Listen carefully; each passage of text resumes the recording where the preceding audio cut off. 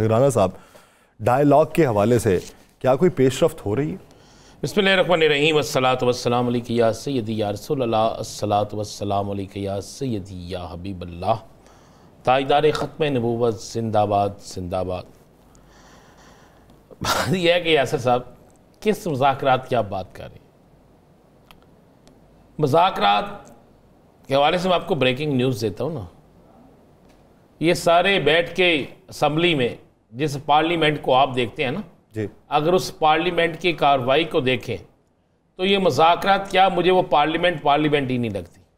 मुज़ाकरात तो बड़ी दूर की बात है ना, जहाँ पे अवाम की बात नहीं हो रही, जहाँ पे पाकिस्तान की बात नहीं हो रही, जहाँ पर ज़ातियात पे सिर्फ हमले हो रहे हैं, जहाँ पर सिर्फ हुकूमत ने इमरान खान एक नाम रटा हुआ है और अपोजिशन ने एक नाम रटा हुआ है, बस इसके अलावा कोई काम नहीं हो रहा।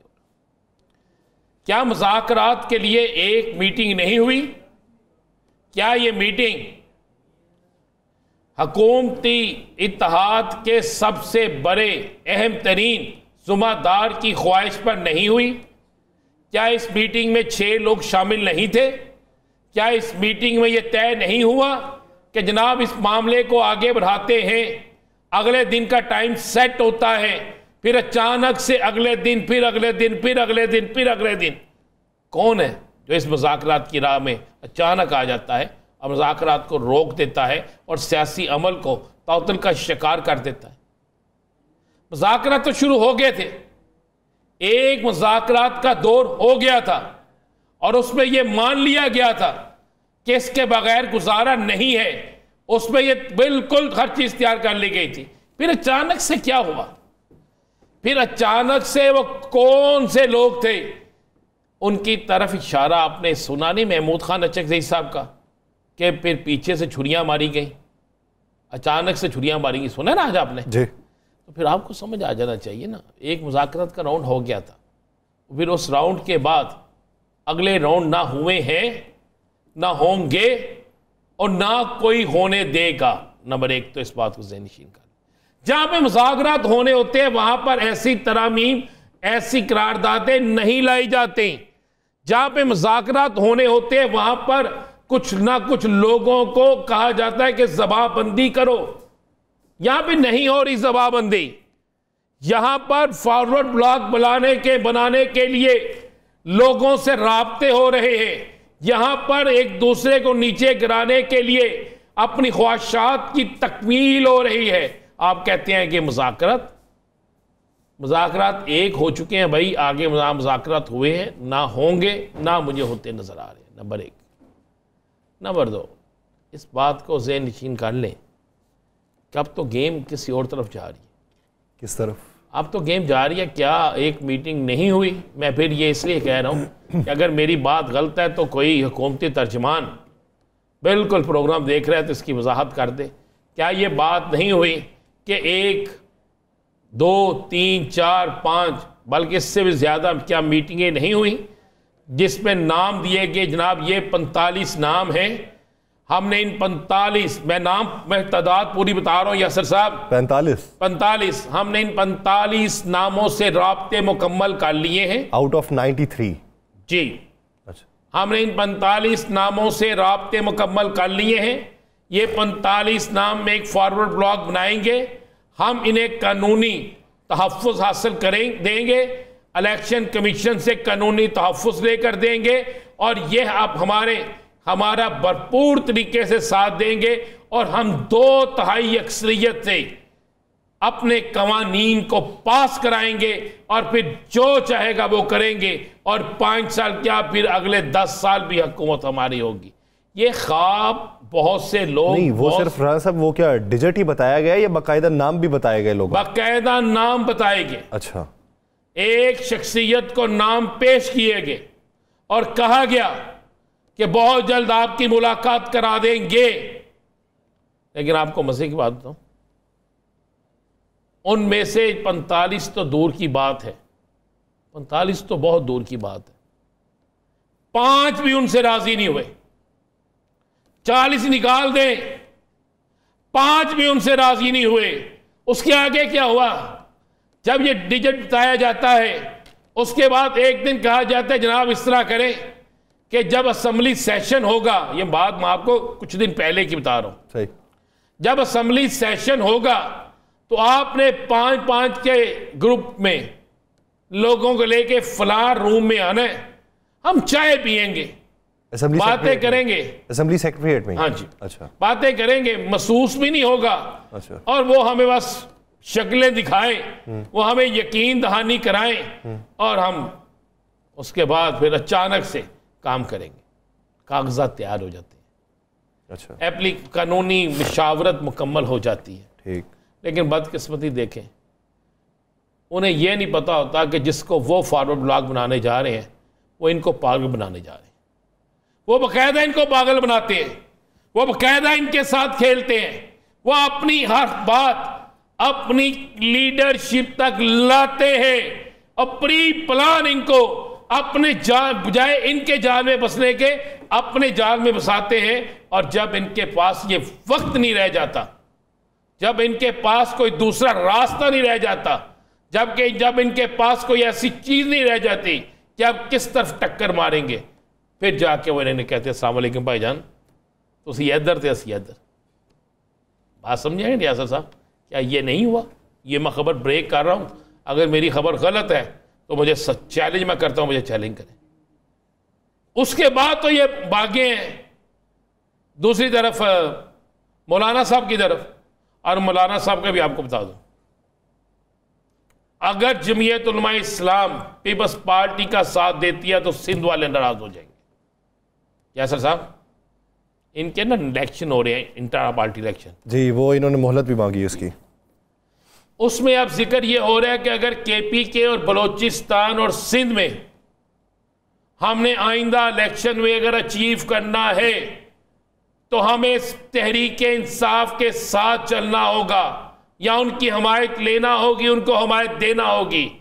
अगर ये मुस्लिम लीग नून या पीपल्स पार्टी के साथ जाते हैं तो इन्हें इतनी शदीद मुज़ाहमत का सामना करना पड़ेगा, नून लीग के साथ जाने से KPK, पीपल्स पार्टी के साथ जाने से बलोचिस्तान और सिंध।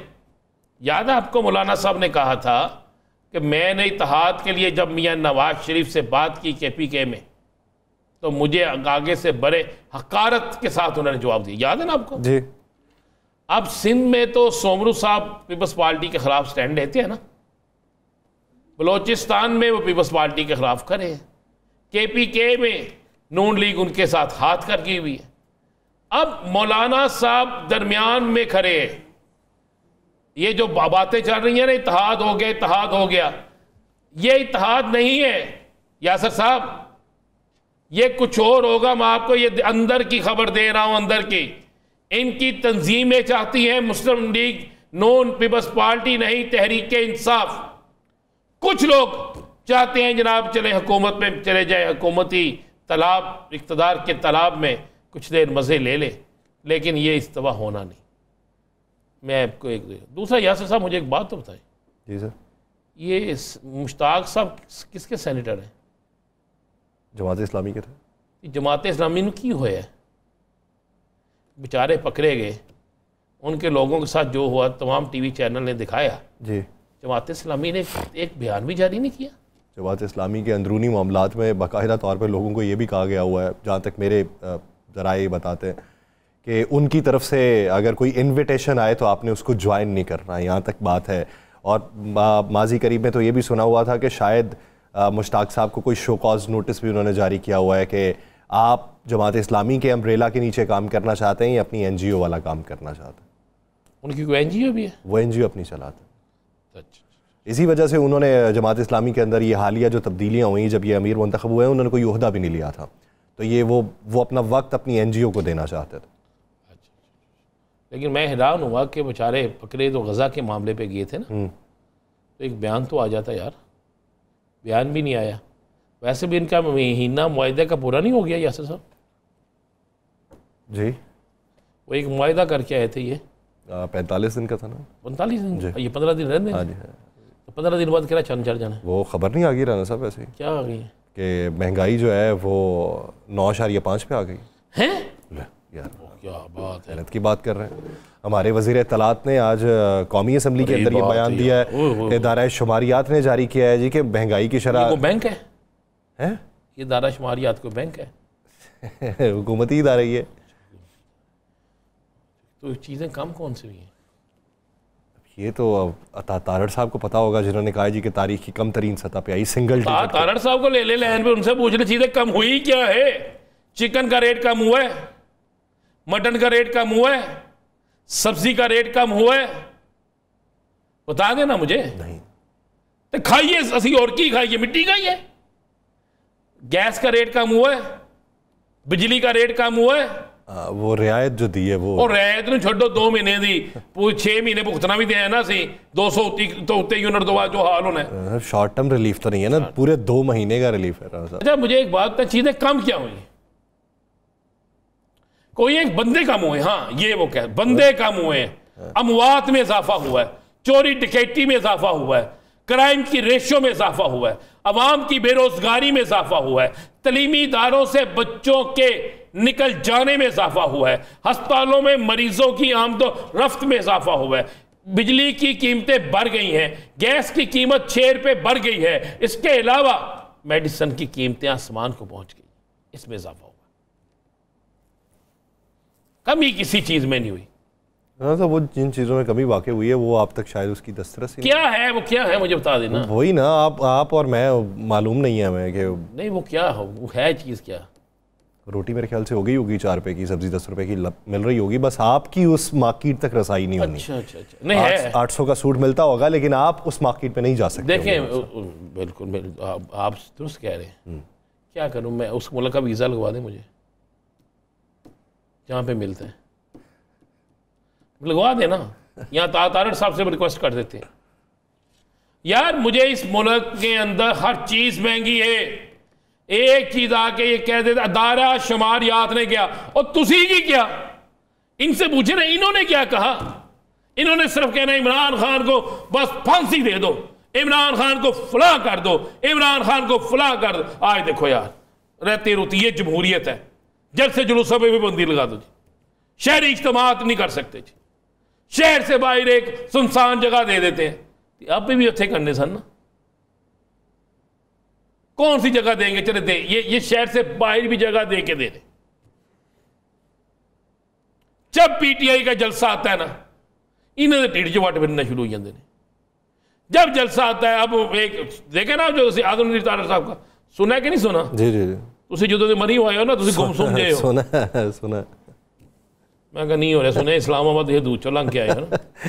आज तो वहाँ पे रास्ते बंद किए हुए थे उन्होंने सारे। नहीं वो इंशाल्लाह बंद ही रहने ने। अच्छा, अवाम से बंद ने सारे रास्ते इस्लामाबाद।